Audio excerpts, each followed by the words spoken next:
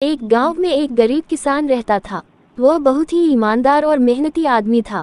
वह अपने छोटे से खेत में काम करता और बहुत ही खुश रहता था।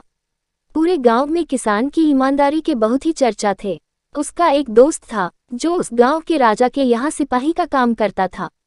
वह किसान से उसके घर रोज मिलने जाता था। एक बार राजा ने अपने दरबार में एक ऐलान किया कि उसके बगीचे में काम करने वाला एक अच्छा सा कारीगर चाहिए जो उसके बगीचे के पेड़ पौधों और फूलों का ध्यान रख सके। राजा का यह ऐलान सुनकर किसान के दोस्त सिपाही ने सोचा कि यही मौका है कि किसान से मित्रता निभाने की मैं उसे यहाँ बगीचे में काम पर लगवा दूंगा। उसका व मेरा साथ भी रहेगा एवं किसान का भला भी हो जाएगा। ये सोचकर उसने राजा से कहा कि महाराज, मैं आपके लिए एक ऐसे आदमी को लेकर आऊंगा जो ये काम अच्छे से कर लेगा। सभी राजा ने उस सिपाही को आदेश दिया कि जाओ कल से ही बगीचे में काम करने के लिए कह दो। उसी वक्त वह सिपाही अपने दोस्त किसान के पास पहुंच गया और उसने किसान को बगीचे के काम की सारी बात बता दी और किसान ने भी काम करने के लिए खुशी खुशी हाँ कर दिया।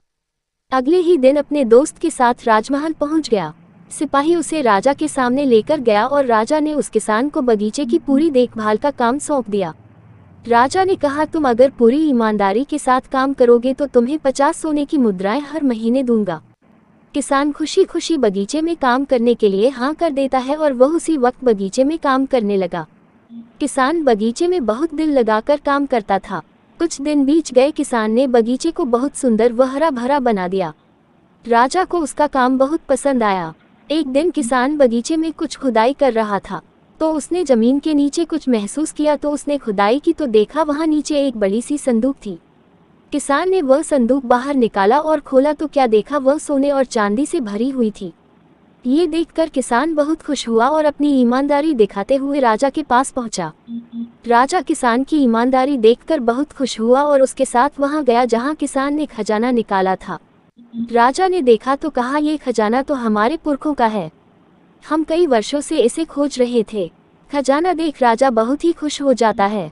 राजा अगले दिन किसान को पूछता है, तुम्हें क्या इनाम चाहिए? किसान बोला, मालिक मुझे कुछ नहीं चाहिए, मेरे पास जो भी है मैं उसी में खुश हूँ।